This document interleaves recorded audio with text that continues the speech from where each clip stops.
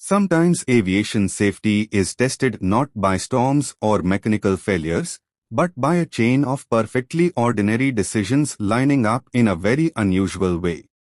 The incident you are about to hear about is a clear example of how modern systems, human judgment, and unexpected events can briefly push safety margins to their limits.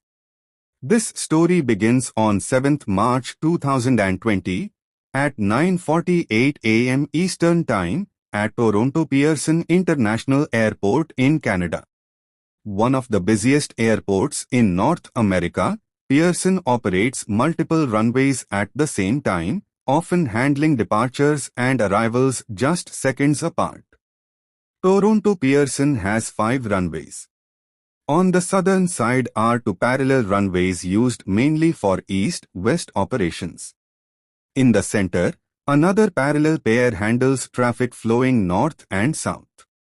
On the northern side sits a single runway, often active when traffic volume allows. On this particular morning, runway 06 left and runway 05 were both in use simultaneously. The control tower is located near the center of the airport. While it offers wide visibility, some runway sections are far enough away that controllers occasionally rely on binoculars to confirm what's happening. Inside the tower, there are 9 controller positions, but that morning only 4 were staffed as traffic was considered moderate. One controller was responsible for all takeoffs and landings. Due to the lighter traffic, he was working a combined position, meaning he was covering both the north and south runway operations at the same time. This required him to physically turn around at his workstation to visually monitor different runways, a normal and accepted practice. Modern air traffic control relies heavily on automated safety systems designed to detect runway conflicts. One of these systems would soon play a critical and unexpected role in what was about to happen. Among the safety tools available to tower controllers is a system known as RIMCAS, short for Runway Incursion Monitoring and Conflict Alert System.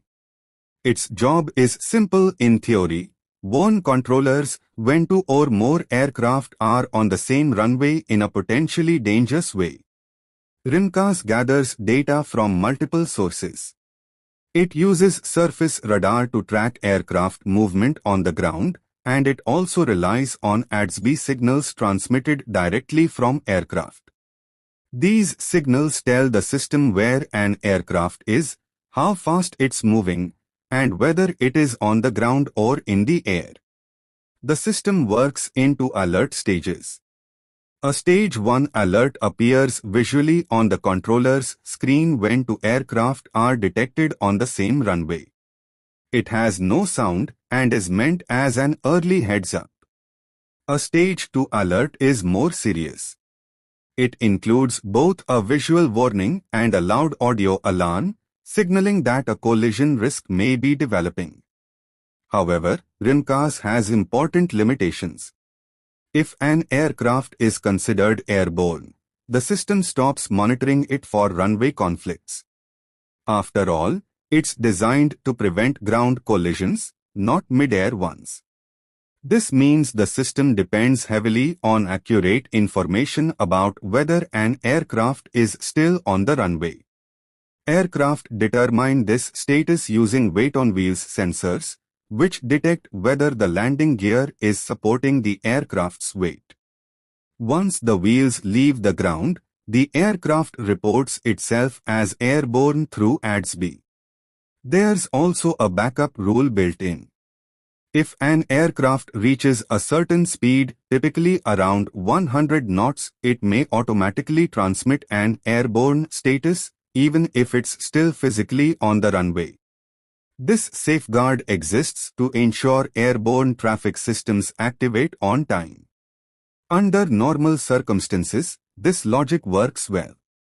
But on this morning in Toronto, it would quietly remove critical protection at exactly the wrong moment. With clear skies, cold air, and excellent visibility, everything appeared perfectly routine. Right up until it wasn't. The weather that morning was nearly perfect for airport operations. Visibility was excellent, winds were light, and temperatures sat well below freezing. Conditions like these allow controllers to use procedures that maximize efficiency while remaining within safety limits.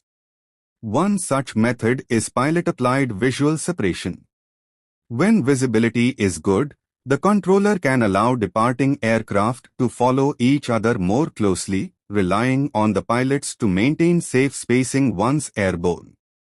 This helps reduce delays and keeps traffic flowing smoothly. There is one strict condition: the following aircraft must not begin its takeoff roll until the aircraft ahead is clearly airborne. Controllers usually judge this visually. Over time, they learn where different aircraft types typically rotate and lift off along the runway. With experience, they can time clearances to the second. Shorter gaps between departures may seem insignificant, but over the course of an hour, shaving off just a few seconds per aircraft can prevent delays for hundreds of passengers and save airlines significant costs. This balance between efficiency and safety is something controllers manage every day.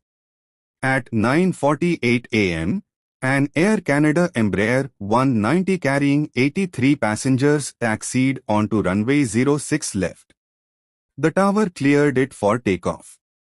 The pilots advanced the thrust levers, and the aircraft began accelerating down the runway.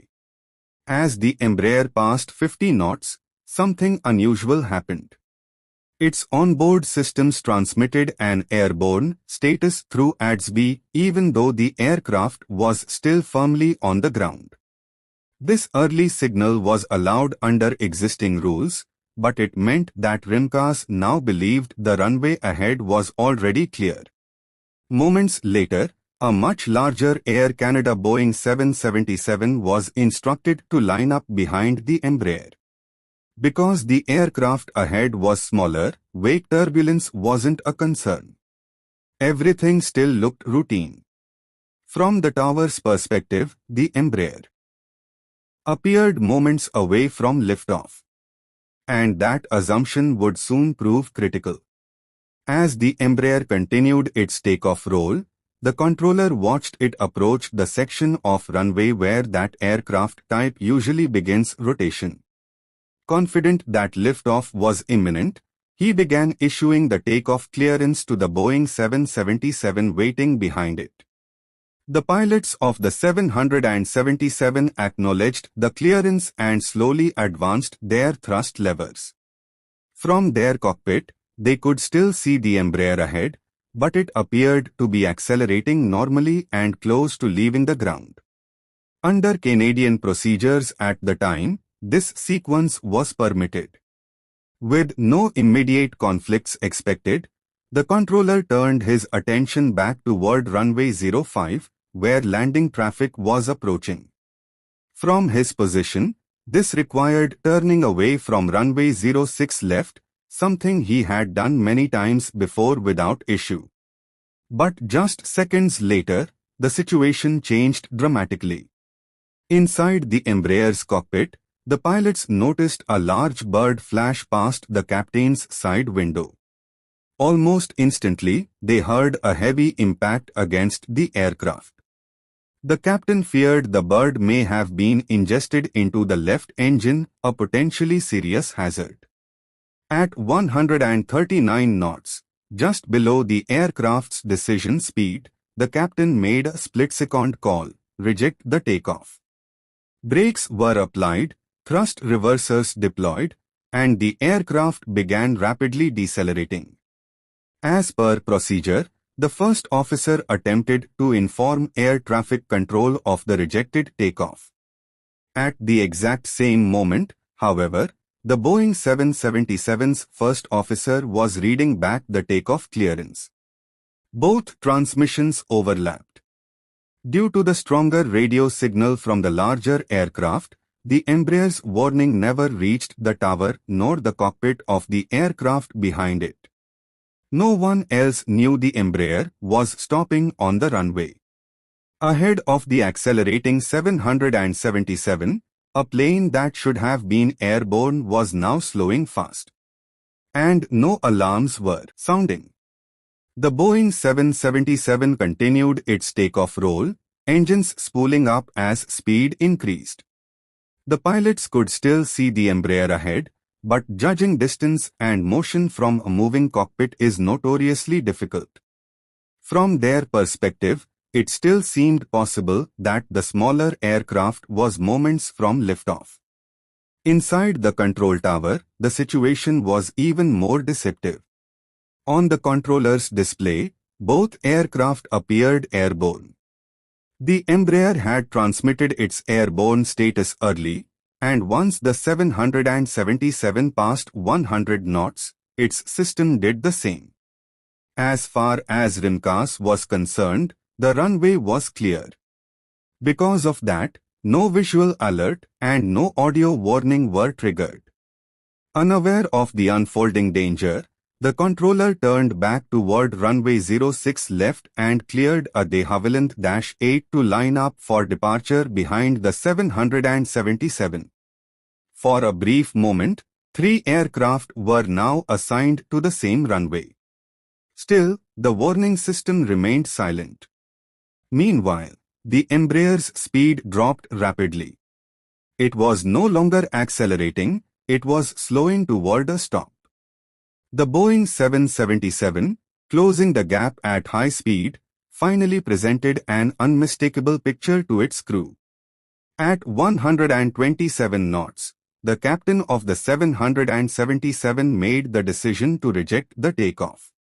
With more than a mile of runway remaining, there was no time for debate. The runway ahead was clearly blocked. Heavy braking began immediately. The massive aircraft shuddered as deceleration forces built. Inside the cockpit, training took over. The tower controller heard the 777's rejection call and acknowledged it. Expecting to see the Embraer climbing away in the distance, he looked up and then looked back down the runway. What he saw froze him in place. The Embraer was still on the runway, stationary ahead of the slowing 777. Only then did the safety system begin to react. The first RIMCAS alerts finally appeared on the controller's screen, but they came too late. Warnings triggered between the -8 and the Embraer, then between the Boeing 777 and the Embraer, and finally between the -8 and the 777. The system was reacting only after aircraft speeds had dropped below the thresholds that caused them to be falsely labeled as airborne. By this point, the outcome was already in the hands of the pilots. Both aircraft continued braking hard. The Embraer managed to stop near the far end of the runway. The Boeing 777 slowed safely with thousands of feet to spare, avoiding what could have been a catastrophic collision. Once stopped, the Embraer was instructed to taxi clear at the end of the runway and return to the terminal. The Boeing 777 exited from a midfield taxiway but was required to hold position for nearly 45 minutes to allow its overheated brakes to cool before moving again. No passengers were injured. No aircraft were damaged beyond brake wear and the suspected bird strike. But the seriousness of the situation was unmistakable. Investigators later determined that this incident was not caused by a single mistake, but by a perfect alignment of factors. Highly optimized departure spacing, reliance on pilot-applied visual separation, an unexpected bird strike, overlapping radio transmissions, and early airborne indications from ADS-B all combined to remove critical safety layers. Most importantly, the automated runway conflict system failed to provide protection when it was needed most. As a result, Aviation authorities issued an air traffic control information bulletin warning controllers that some aircraft types may transmit airborne status far earlier than expected. Adjusting the system thresholds was tested, but doing so risked increasing false alerts, something that could lead controllers to ignore warnings altogether. In the end, it was human judgment that prevented disaster. The Boeing 777 crew recognized the threat in time and acted decisively. This incident stands as a powerful reminder, even in highly automated systems, vigilance and experience remain the final safeguard. During the investigation, special attention was given to the decisions made in the cockpit of the Boeing 777. Some might wonder whether continuing the takeoff and lifting off over the Embraer could have been a safer option. In theory, if the aircraft had already passed its decision speed, that might have been the correct action. But reality inside a cockpit is far less simple. At high speed, depth perception is limited, closure rates are deceptive, and there is no time for detailed analysis. Pilots are trained that above 80 knots, a takeoff should only be rejected for serious threats, and a blocked runway qualifies as one of them. In that moment, the captain's perception was clear: the runway ahead was unsafe. Investigators fully supported this decision. The report emphasized that the crew followed training precisely and reacted to the information available at the time. The same conclusion was reached regarding the Embraer crew, whose rejected takeoff decision was entirely appropriate given the risk of engine damage. The focus instead shifted to system interaction and communication breakdowns. The overlapping radio calls prevented critical information from reaching both the tower and the following aircraft. At the same time, automation removed essential warnings because it believed the aircraft were already airborne. This created a brief but extremely dangerous gap in situational awareness for pilots and controllers alike. Authorities also reviewed tower staffing, workload distribution, and the challenges of operating combined positions. While none of these factors alone were unsafe, together they reduced the controller's ability to visually monitor the runway continuously. No rules were broken. No procedures were ignored. Yet the system still came close to failure. And that is what made this incident so important. It demonstrated how modern aviation safety is not just about individual actions, but about how humans and automation interact under pressure and how quickly safeguards can disappear when assumptions go unchallenged. This incident at Toronto Pearson never made global headlines because in the end, nothing actually crashed. But in aviation, the most valuable lessons often come from events where disaster was narrowly avoided. What happened that morning exposed a blind spot in an otherwise advanced safety system. Automation did exactly what it was programmed to do, and that was the problem. By trusting speed-based assumptions over physical reality, the system removed its own ability to warn at the worst possible moment. For air traffic controllers, the event reinforced the risks of highly optimized operations. When traffic flows smoothly, it becomes easier to rely on expectations rather than constant confirmation. When something unexpected happens, like a bird strike, the margin for recovery can shrink instantly. For pilots, the story reaffirmed the importance of assertive decision-making. Both flight crews acted decisively, communicated according to procedure, and relied on training when seconds mattered most.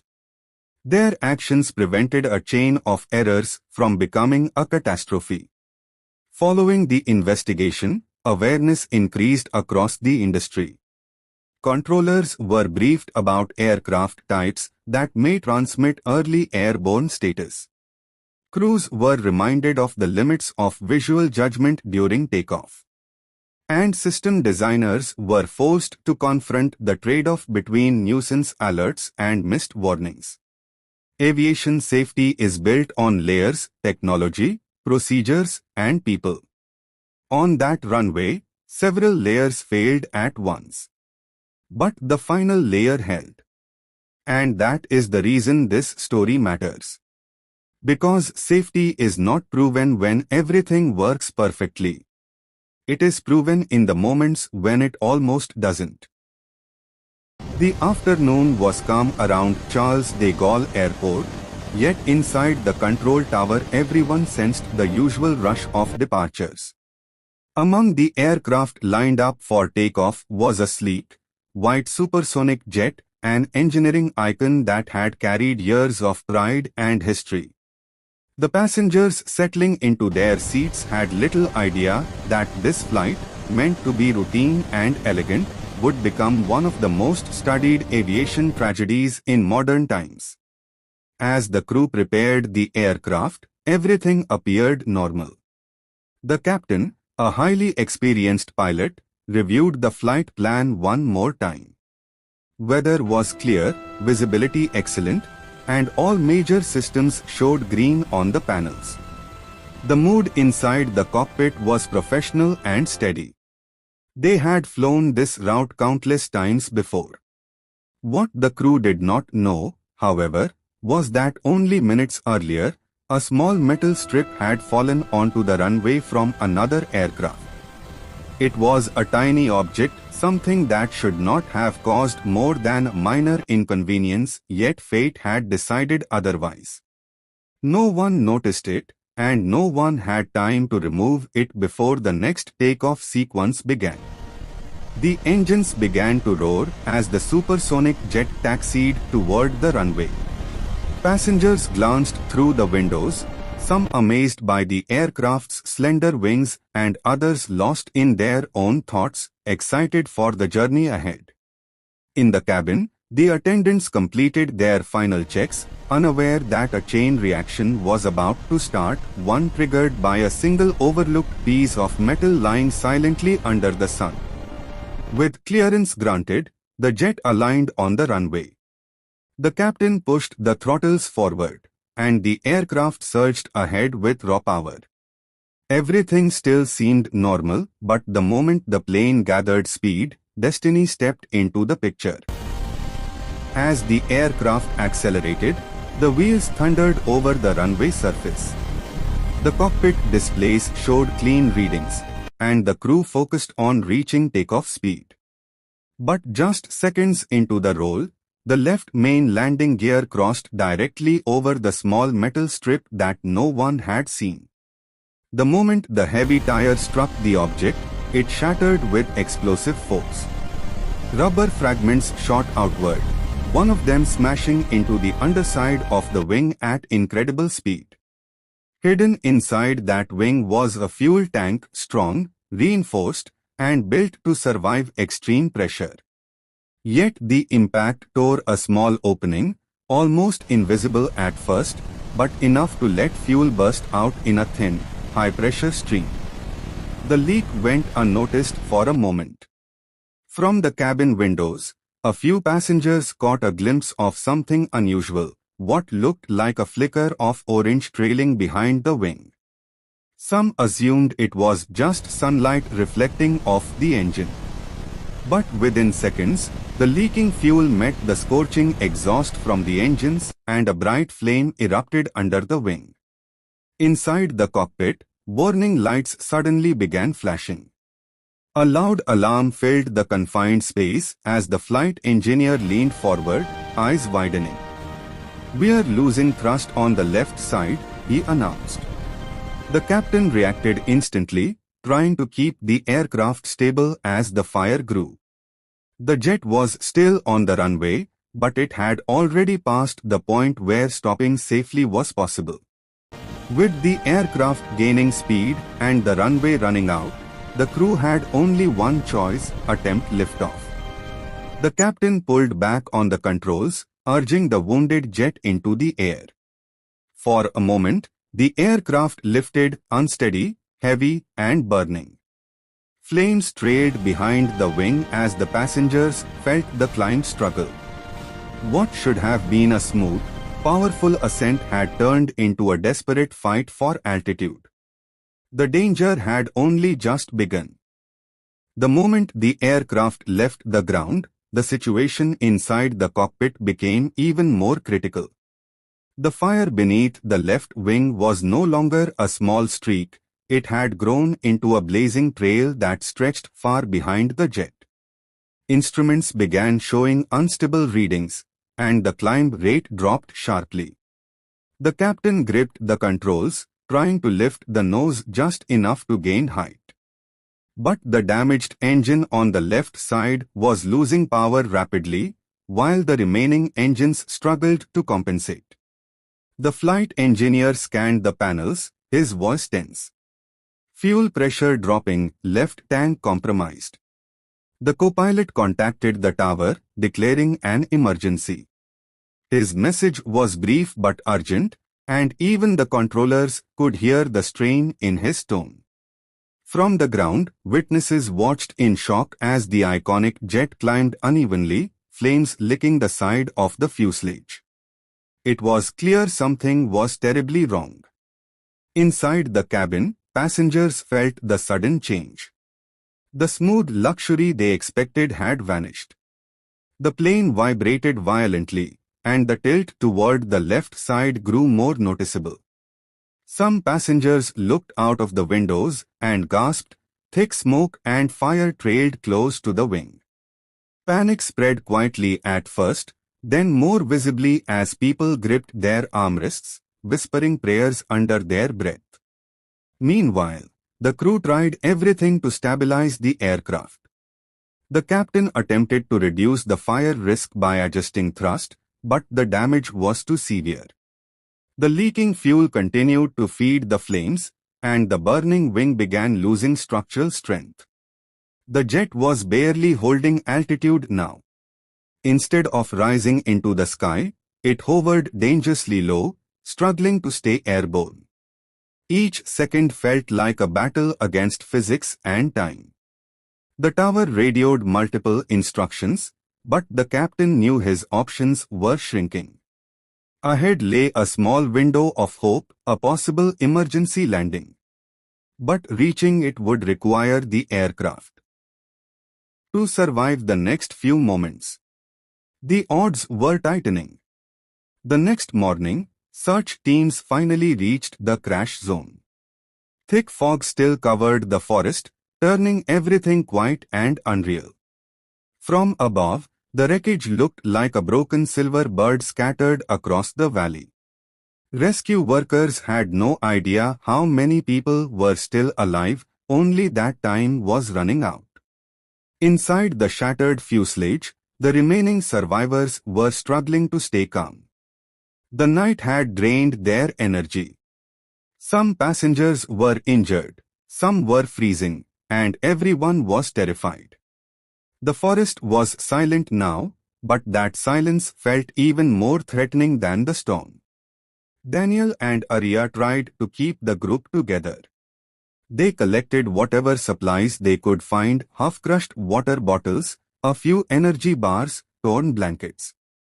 Every item mattered now. Daniel kept checking the sky, hoping to hear the sound of helicopters. But suddenly, a new danger appeared. A faint smell of fuel drifted through the cabin. At first, no one noticed, but when Arya leaned down to move a metal panel, she felt heat rising from beneath the debris. In that moment, her eyes widened. Daniel, the fuel tank is leaking. And something down there is getting hot. Panic flashed through the group. If the wreckage caught fire, they would have no chance to escape. Daniel forced himself to stay focused. He told everyone to move toward the open section of the fuselage, away from the smell of fuel.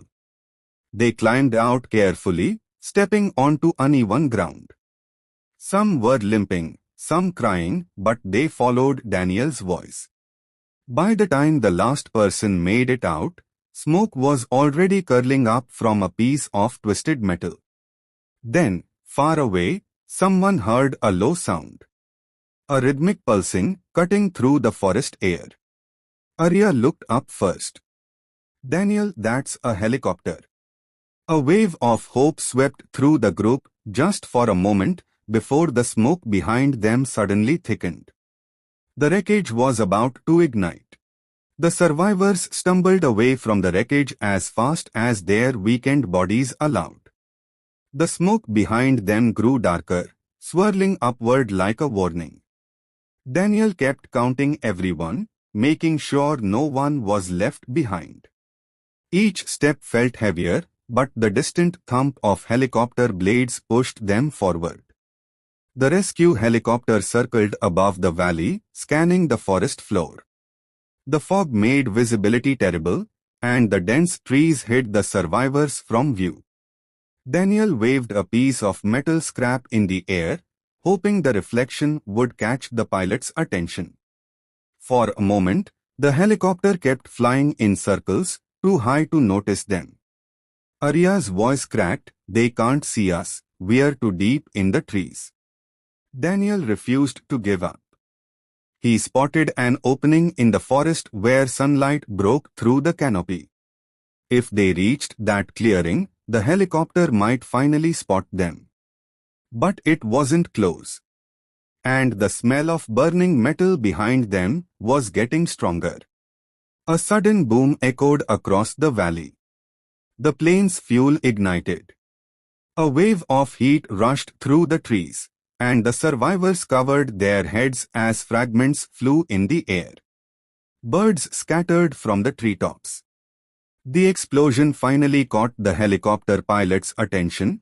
He turned sharply and headed toward the smoke. Now the helicopter was getting closer, but the survivors were still hidden under thick branches. Daniel pointed toward the clearing. "Everyone, we need to move. That's our only chance." Some passengers could barely walk, so Arya and two others helped carry them. Every second mattered. They pushed through thorny bushes, jumped over fallen logs, and forced themselves forward despite the pain. Finally, they reached the clearing, breathless, exhausted, and shaking. The helicopter hovered above them, its searchlight sweeping across the ground. This time, it stopped. It had found them. The helicopter descended slowly, the wind from its blades whipping leaves and debris across the clearing. The survivors shielded their faces as Daniel waved frantically, shouting for the crew to see them. At last, a voice crackled over the loudspeaker. "Hold tight. We're coming down." Arya and Daniel helped the injured into the harnesses as the rescue team coordinated the hoist. Each survivor was lifted carefully, one by one, their trembling bodies dangling above the smoke-filled wreckage below. The smell of burning fuel and twisted metal stung their noses, reminding them how close they had come to disaster. The helicopter pilot maintained a steady hover, circling the valley as he guided the crew. Below them, the forest floor was still smoldering. Flames had started creeping into the treetops, threatening to turn the area into a wildfire. Daniel glanced down at the wreckage one last time. The Concorde, once a symbol of speed and engineering brilliance, now lay in ruins. Its sleek silver body was mangled and blackened, twisted by the fire that had erupted within minutes of the crash. Every panel, every wing, every piece of fuselage told a story of chaos and tragedy. Inside the helicopter, the survivors tried to calm themselves. Some whispered prayers, others sat in stunned silence. The adrenaline that had kept them moving was beginning to fade, leaving behind exhaustion and disbelief. Arya held the youngest child close, whispering comforting words. "It's over now. We're safe." Daniel, however, couldn't shake the thought of the crew inside the cockpit. The pilots had fought against impossible odds in those 121 seconds, trying to save everyone on board. They had made split-second decisions under pressure unlike anything most people could imagine. As the helicopter lifted higher, carrying the survivors toward the nearby rescue base, the forest fire below glowed ominously. The reality of the crash, the speed, the engines, the fire would soon be examined by investigators. But for now, the focus was on survival. And even in that moment of relief, one truth was undeniable: nothing would ever erase the bravery displayed in those fateful minutes. The survivors were brought to a makeshift triage center on the outskirts of the valley. Medical teams rushed to attend to injuries, burns, fractures, and shock. Daniel and Arya tried to stay together, helping anyone who couldn't walk on their own. The chaos of the emergency site mirrored the chaos of the crash, but now there was hope, a chance to live. News crews began arriving, and soon the story of the Concorde crash spread worldwide. People couldn't believe that such a legendary aircraft, considered nearly flawless for over 30 years, could meet such a sudden and tragic end. Questions swirled: how could a plane with so much engineering brilliance fail so catastrophically? Meanwhile, investigators arrived at the crash site. They walked carefully among the twisted metal, documenting every detail. Early signs pointed to the left landing gear and a ruptured fuel tank, but the full story was complex. Each fragment, each scorched panel, could reveal why the plane's fire had ignited so violently. Back at the triage center, Daniel spoke quietly with Arya. "I can't stop thinking about those first seconds," he said. "How fast everything went wrong, how the pilots had no real chance." Arya nodded. They did everything they could. In 121 seconds, they faced every pilot's nightmare. Meanwhile, investigators began piecing together the sequence leading up to the crash. They discovered that a metal strip left on the runway by a DC-10 had caused the first tire to burst. The debris pierced the fuel tank, causing an uncontrollable fire. Multiple engines failed within seconds, and the landing gear could not be retracted. Experts realized that even the most skilled pilots could not have fully avoided the disaster once it began. Yet the precision and courage they displayed prevented an even greater catastrophe. Outside, the media were gathering survivor stories.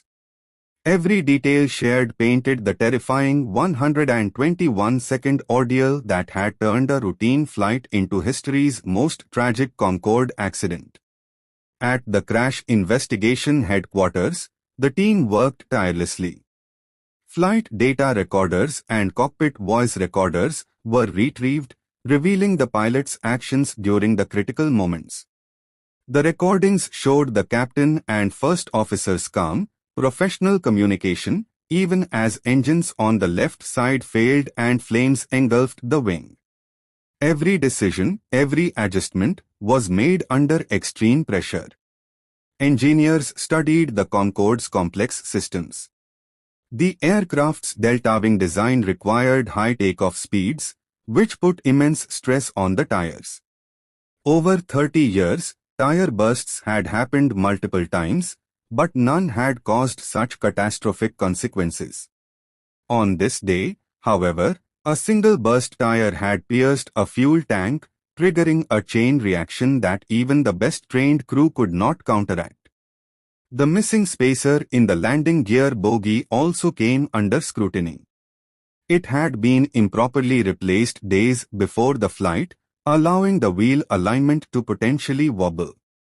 Fortunately, investigators concluded that the bogie was properly aligned during takeoff, meaning the spacer did not directly cause the crash. But combined with the tire debris and fuel leak, It highlighted the chain of small errors that led to disaster. Meanwhile, survivors were being interviewed. They described the fear, the chaos, and the moments of heroism they witnessed. Some spoke of the pilot's efforts to maintain control, of how the aircraft briefly rose into the air despite severe damage. Their accounts reinforced what the black boxes revealed: the crew had acted with skill and courage beyond ordinary limits. Global aviation authorities closely monitored the findings. Recommendations were made immediately to strengthen tires, reinforce fuel tanks, and improve landing gear safety. But the Concorde would never again regain its former glory. Even as investigations continued, the world mourned the 109 lives lost, including the crew and passengers, alongside the 4 people killed on the ground. The Concorde era, once a symbol of speed and innovation, had come to a tragic, irreversible end. The aftermath of the Concorde crash sent shockwaves across the aviation world. Airlines, regulators, and engineers analyzed every detail, trying to understand how such a meticulously designed aircraft could fail. Media outlets covered the tragedy extensively, highlighting the bravery of the pilots and the sudden, catastrophic sequence of events. Engineers focused on the Concorde's engines and fuel systems. The aircraft had 4 Olympus turbojet engines with afterburners designed for supersonic speed. But when debris from the burst tire punctured the fuel tank, hot gases were ingested by the left side engines, causing compressor stalls. Engine 1 partially recovered, but Engine 2 had to be shut down. Engines 3 and 4 worked at maximum thrust to compensate, but it wasn't enough. The fire continued to burn externally, further destabilizing the aircraft. Investigators noted that the pilot's split-second decisions were critical. They had rotated at a slightly lower speed than normal, battled severe yaw, and attempted to retract the landing gear, which was damaged and unresponsive. In those 121 seconds, they faced a perfect storm of failures: tire burst, fuel leak, fire, engine stalls, and limited thrust. Meanwhile, the impact site was analyzed to understand the ignition of the fire. It was concluded that electrical arcing from broken wires, combined with leaking fuel, caused the initial flames. The extended landing gear created turbulence that allowed the fire to sustain itself. These technical findings were crucial in shaping future aviation safety regulations. The investigation also highlighted procedural flaws. Only 2 runway inspections were required daily, and the metal strip left by the DC-10 had gone unnoticed. This chain of small errors amplified the catastrophe, proving how minor oversights could lead to major disasters. While the pilots could not have prevented the crash, their actions undoubtedly prevented an even larger tragedy, demonstrating extraordinary professionalism under unimaginable pressure. In the end, the Concorde crash became a pivotal moment in aviation history. The final report concluded that a combination of unlikely events, a tire burst, debris puncturing a fuel tank, engine stalls, and fire, had created an almost impossible scenario for the pilots. Even the most skilled crew could not have fully avoided the disaster once it began. The Concorde fleet was immediately grounded.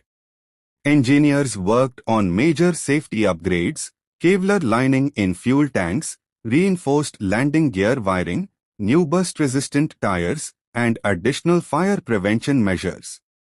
The modifications aimed to prevent a similar chain reaction, but the damage to the aircraft's reputation was irreversible. Air France faced scrutiny, particularly over maintenance lapses, such as the missing spacer in the landing gear bogie.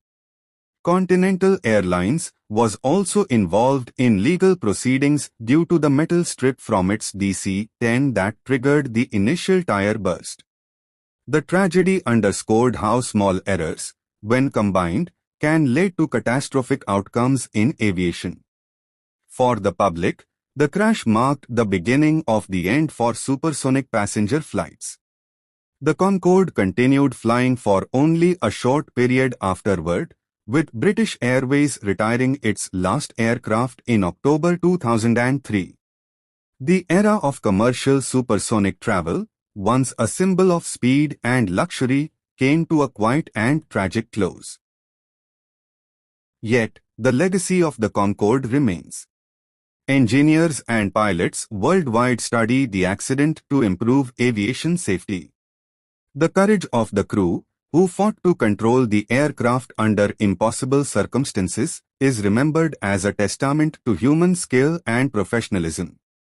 The Concorde may have fallen, but its story serves as a powerful lesson. In aviation, even the most advanced technology can be vulnerable, and every detail, from tires to maintenance protocols, matters in the quest for safety.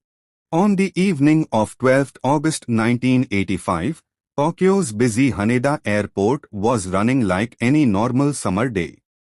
Thousands of passengers were moving through terminals, families were returning from holidays, and office workers were heading home after a long weekend. Among the crowd stood 524 people preparing to board Japan Airlines Flight 123, a Boeing 747 bound for Osaka. No one imagined they were stepping into one of the darkest chapters in aviation history. The aircraft assigned for the flight was an older jumbo jet that had flown for many years without major trouble. To the outside eye, it looked perfectly normal, clean, polished, and ready for another routine journey across Japan. The passengers found their seats, stored their luggage, and settled in, unaware that a hidden structural weakness deep inside the tail section would soon decide their fate. At 6:12 p.m., the gigantic jet rolled down the runway and lifted smoothly into the sky.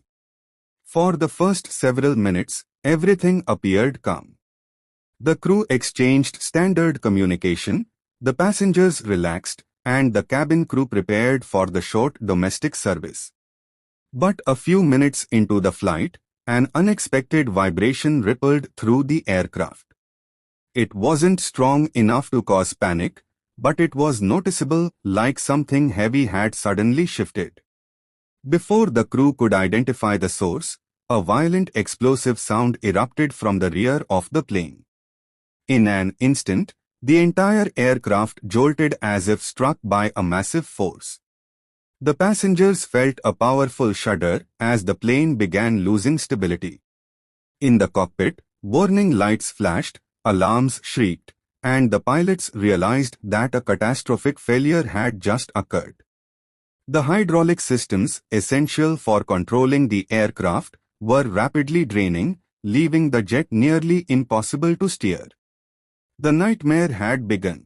Inside the cockpit, the pilots were suddenly confronted with a situation no one ever expects in midair.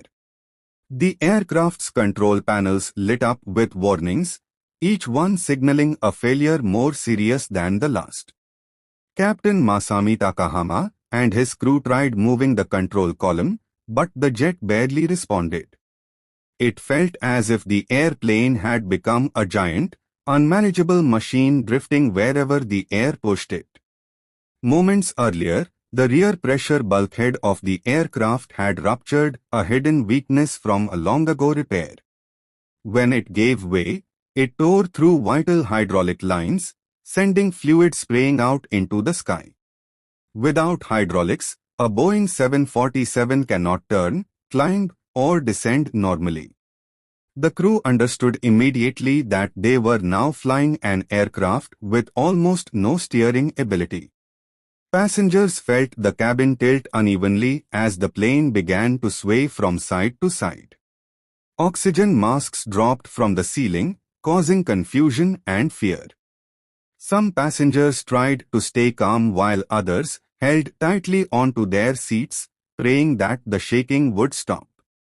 Flight attendants moved quickly, guiding people to put on their masks and reassuring them even though they themselves were frightened. In the cockpit, the crew radioed air traffic control, reporting that the jet had suffered a major structural failure. Their voices were strained but professional. They requested an immediate return to Haneda Airport, hoping to bring the crippled aircraft down before things got worse. Controllers cleared the airspace and prepared emergency crews, but the pilots already knew the truth. Without hydraulic power, the 747 could not follow a normal flight path. The plane continued to drift off course, slowly climbing and descending in irregular waves. Each attempt to regain control produced only minor results.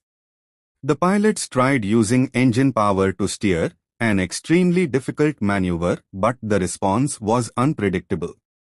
The aircraft was alive in the worst possible way, behaving on its own. Everyone on board sensed that they were now in a battle against time. The crew fought to keep the jet steady, hoping for a miracle as they struggled to save hundreds of lives.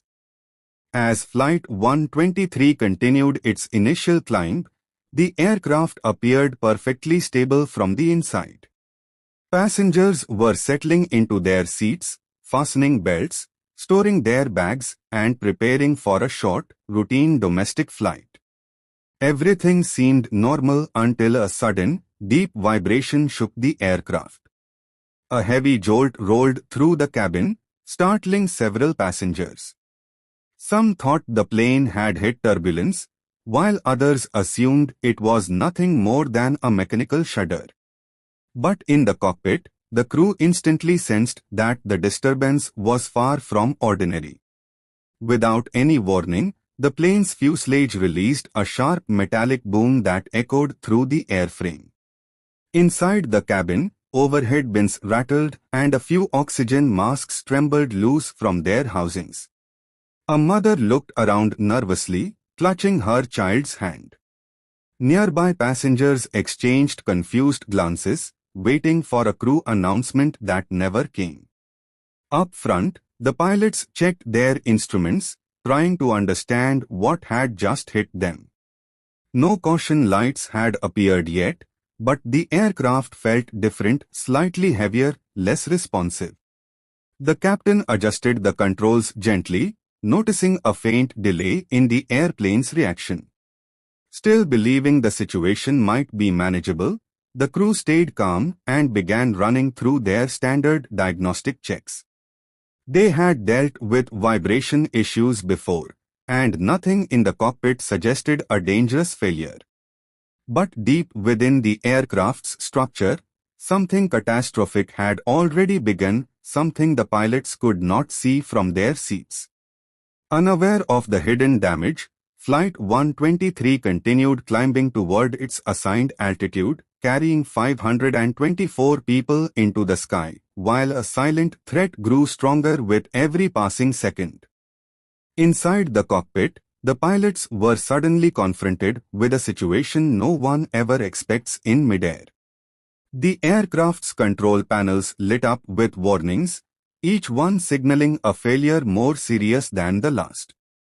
Captain Masami Takahama and his crew tried moving the control column, but the jet barely responded. It felt as if the airplane had become a giant, unmanageable machine drifting wherever the air pushed it. Moments earlier, the rear pressure bulkhead of the aircraft had ruptured, a hidden weakness from a long-ago repair. When it gave way, it tore through vital hydraulic lines, sending fluid spraying out into the sky. Without hydraulics, a Boeing 747 cannot turn, climb, or descend normally. The crew understood immediately that they were now flying an aircraft with almost no steering ability. Passengers felt the cabin tilt unevenly as the plane began to sway from side to side. Oxygen masks dropped from the ceiling, causing confusion and fear. Some passengers tried to stay calm while others held tightly onto their seats, praying that the shaking would stop. Flight attendants moved quickly, guiding people to put on their masks and reassuring them even though they themselves were frightened. In the cockpit, the crew radioed air traffic control, reporting that the jet had suffered a major structural failure. Their voices were strained but professional. They requested an immediate return to Haneda Airport, hoping to bring the crippled aircraft down before things got worse. Controllers cleared the airspace and prepared emergency crews, but the pilots already knew the truth. Without hydraulic power, the 747 could not follow a normal flight path. The plane continued to drift off course, slowly climbing and descending in irregular waves. Each attempt to regain control produced only minor results. The pilots tried using engine power to steer, an extremely difficult maneuver, but the response was unpredictable. The aircraft was alive in the worst possible way, behaving unpredictable, as if the airplane was slowly slipping out of their hands.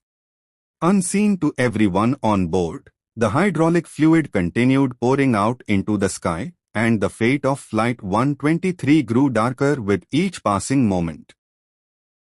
As Flight 123 drifted further off course, the pilots continued fighting for control, using only engine thrust to guide the massive jet.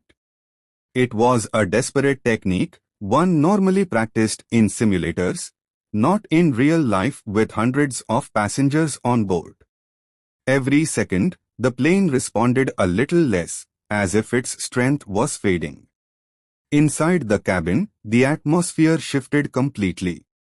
The slight tilts had turned into noticeable sways, and the once calm passengers were now tense.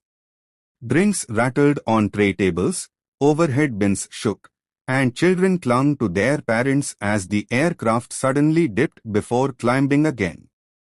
Flight attendants did their best to maintain order. They moved quickly, checking seat belts and reassuring passengers, though their own hands trembled. They had no idea what had gone wrong, but they could feel it. This was no ordinary malfunction. Back in the cockpit, the captain tried every possible method. He rechecked the hydraulic indicators, hoping to see even the smallest rise in pressure. But the gauges stayed dangerously low, confirming their worst fear. All 4 hydraulic systems were failing. The first officer attempted to contact Tokyo Control again, reporting that the airplane was becoming uncontrollable. His voice cracked slightly, betraying the stress of the moment. The controllers, hearing the seriousness in his tone, alerted every emergency service in the region. Meanwhile, the aircraft continued to wander through the sky, rising and falling in unpredictable waves. At one moment it climbed sharply, and in the next, it dropped with a heavy jolt that sent gasps across the cabin. Some passengers began writing goodbye notes on scraps of paper. Others cried quietly, while a few closed their eyes, whispering prayers as the jet trembled around them. Yet despite the chaos, the crew did not give up. They worked together with absolute focus, determined to keep the plane airborne long enough to reach any landing spot. Haneda, a military base, even an open field. Anything that could save lives. But with no hydraulics, the 747 was slowly turning into a giant, drifting shadow in the sky, and every minute brought it closer to disaster. The pilots had now learned to use engine power almost like a rudimentary steering system. By carefully adjusting the throttles, they could nudge the plane left or right, slightly soften the pitch, and limit the terrifying roller coaster motion. It was exhausting work, mentally and physically, but it bought them precious time. Passengers clung to their seats as the jet swayed unpredictably.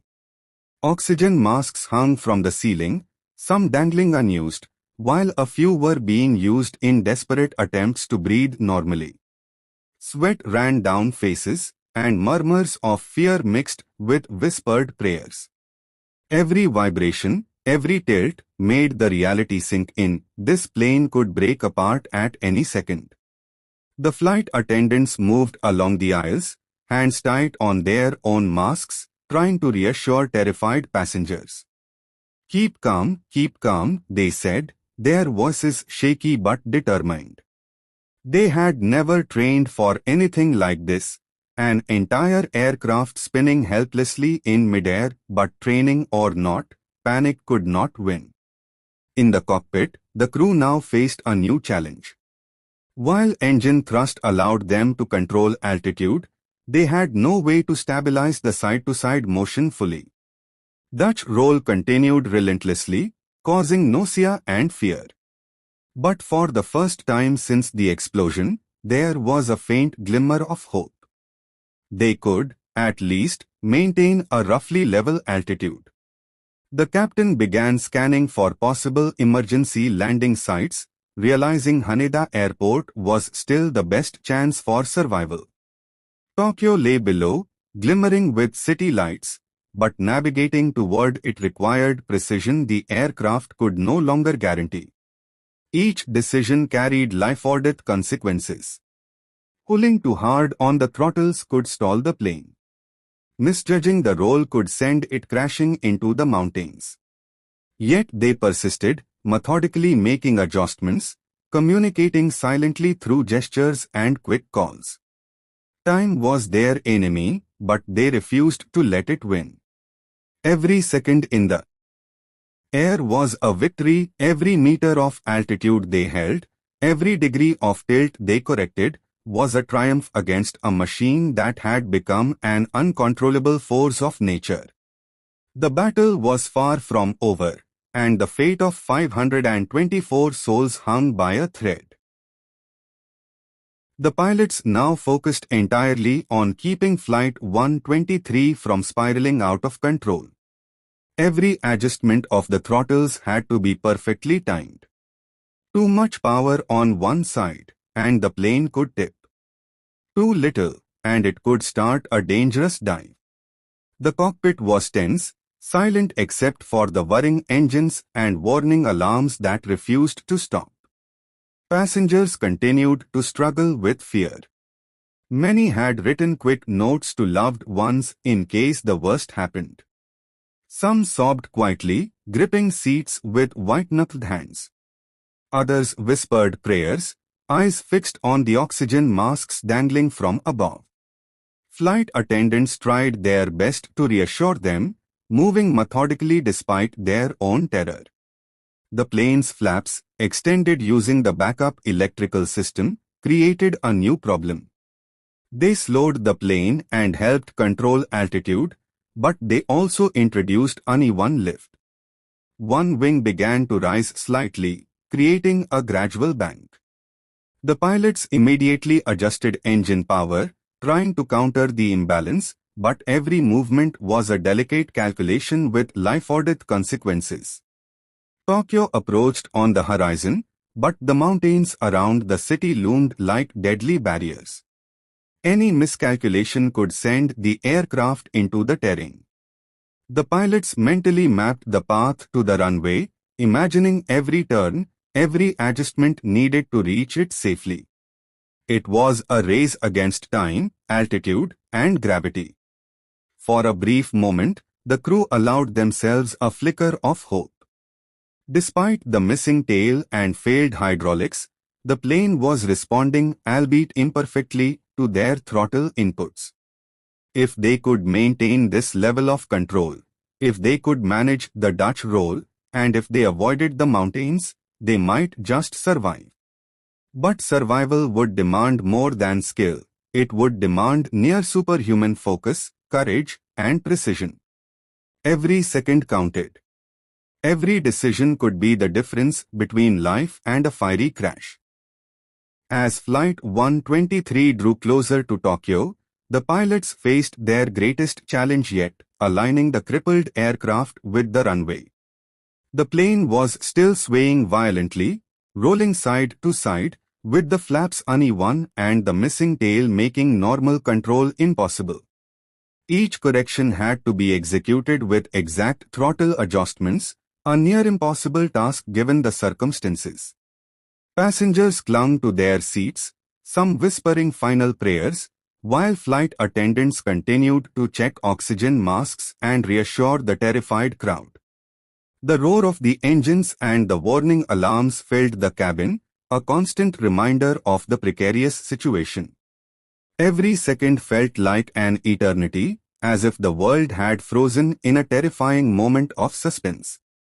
The pilots made small, incremental changes, carefully balancing the aircraft using only engine thrust. Miraculously, the plane began to straighten, the Dutch roll lessening slightly. The runway at Haneda Airport loomed ahead, tantalizingly close, yet every adjustment carried enormous risk. A single misstep could send the plane into an uncontrollable spin. With hearts racing and adrenaline surging, the crew prepared for the final descent. They reduced altitude slowly, maintaining just enough control to avoid the surrounding mountains. The flaps, fully extended, added drag but also stabilized the plane enough to approach the runway. Though the aircraft remained severely damaged and impossible to fly normally, the pilot's determination and split-second calculations had transformed near-certain disaster into a fragile chance for survival. Every passenger knew instinctively that the next moments would decide their fate. The tension in the cabin was palpable. Outside, the sprawling city of Tokyo lay below, unaware of the extraordinary battle unfolding above. The pilots gritted their teeth, focused entirely on one goal: get this stricken plane down safely, no matter what it took. As Flight 123 closed in on Haneda Airport, the pilots faced the cruel reality that a normal landing was impossible.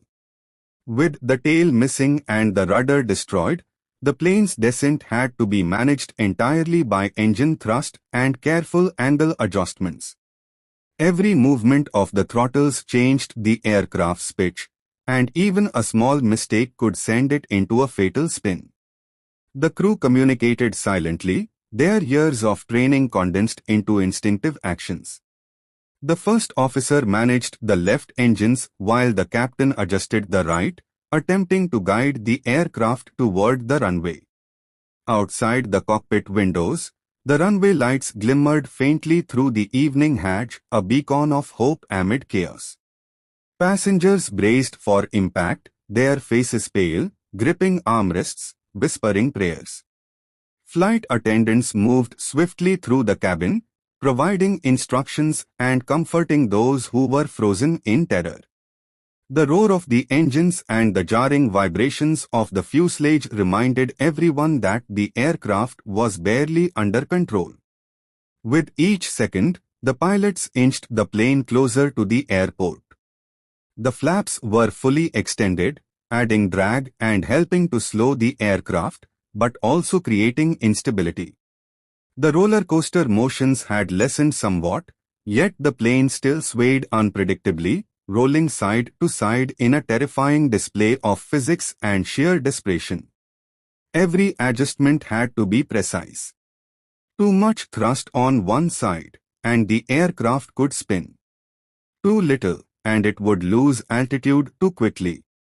The pilots were forced to balance the impossible, slowing the plane, maintaining control, and lining up with the runway, all while the aircraft's crippled systems mocked them with every shake and tilt.